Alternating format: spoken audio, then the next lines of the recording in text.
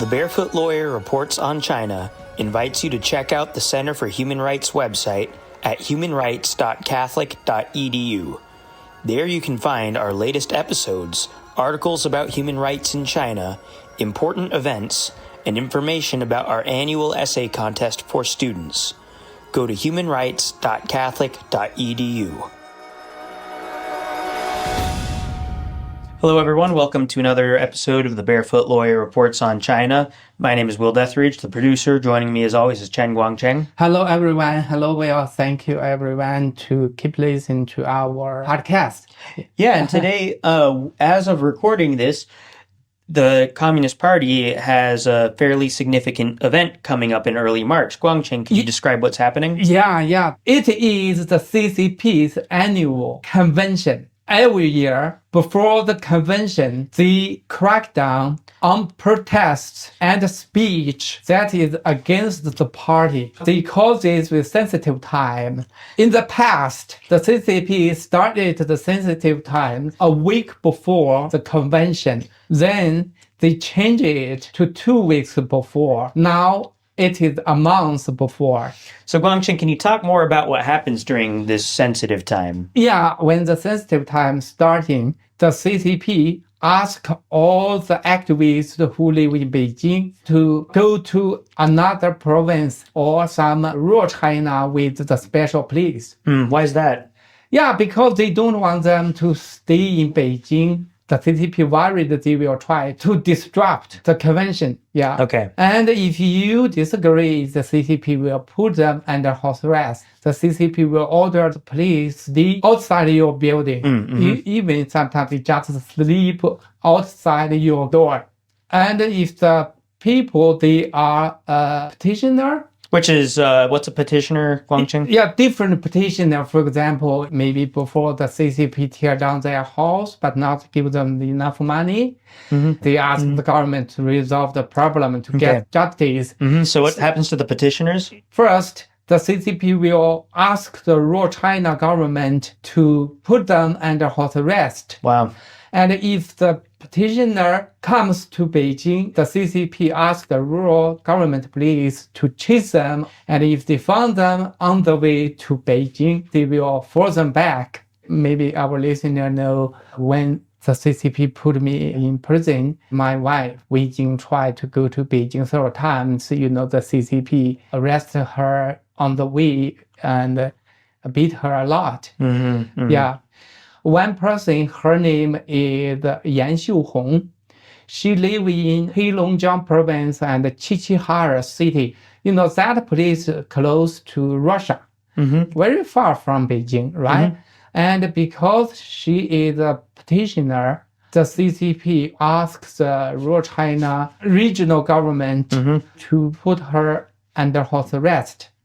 She cannot come out. She cannot go to buy food. She cannot go to the hospital. Wow. And she used some secret way to call friends to ask them to help her and to ask them to report to the police. But even the police will not come to help her because the Communist Party's office ordered the thugs to put her under house arrest. The police have to listen to the CCP's office. Another one, he lives in Sichuan province in Chongqing city. He escaped from Chongqing and took a train to go to Beijing.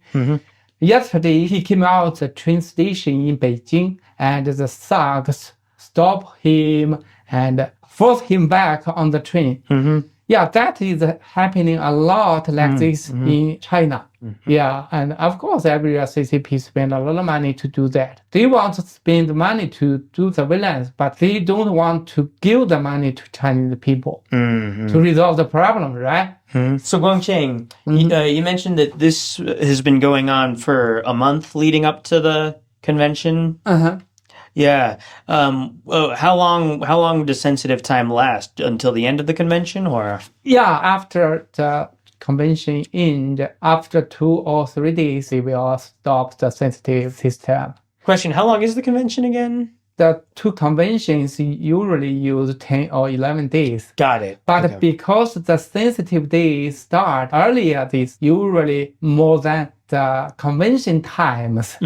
Yeah. Why do they call it the two conventions, Guangcheng? One is a representative meeting. Okay. But in fact, no representative, no congressman, right? Right. All the representatives are nominated by the CCP. Yeah. So no vote, no election, right? Another one is usually we call it a political discussion because the CCP said in mainland China, we have another brother party. So the CCP said every year we should discuss the political things with them. So political discussion and the representative meeting usually together, so we call it two conventions. Gotcha. So they're two different conventions at the same time? Usually the political discussion is earlier one day than representative meeting. But of course that is the line, the CCP said different party in China, but since the CCP control the power, all the different political organizations, they have to receive the party member to become their leader. Interesting. Yeah. So all the different parties' leaders are CCP's members. They are controlled opposition. Gotcha. Wow. And then Guangcheng, are there any other, just for our audience's information, because we've discussed this in previous podcasts, what are other major sensitive time days throughout the year? The next one is April 5th. April 5th, in mainland China is the traditional time to try to remember the people who died. For example, the CCP killed the people in Tiananmen Square. At that time, their family will try to remember their family member. So the CCP very scared about this and try to stop them. And, that become the sensitive days. And then there was another one you were going to mention? Another one is June 4th. Usually the CCP will start surveillance at the end of May. And, of course, June 4th, the CCP very scared the people to remember the people who died in Tiananmen Square or in Chang'an Street. And the CCP try to clean all the information online who mention about June 4th massacre. And another time is October 1st. Because the CCP said that is Chinese Independence Day. But of course, that is not, right? Right. Yeah.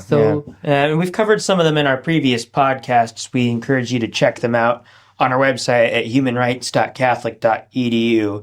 And we'll continue updating you guys throughout the year when these different events hit, right, Guangcheng?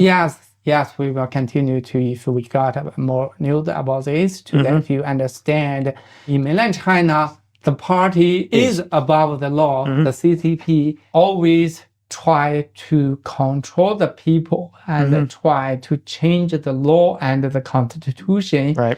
Well, we'll continue providing updates. Thank you very much for listening to another episode of the Barefoot Lawyer Reports on China. Thank you, Guangcheng. Thank you, Will. Thank you, everyone. See you next time. The Catholic University of America's Center for Human Rights has published a documentary on the United Nations Universal Declaration on Human Rights. The documentary features world-class human rights experts, from former State Department officials to ambassadors and human rights activists. It can be found on our website at humanrights.catholic.edu.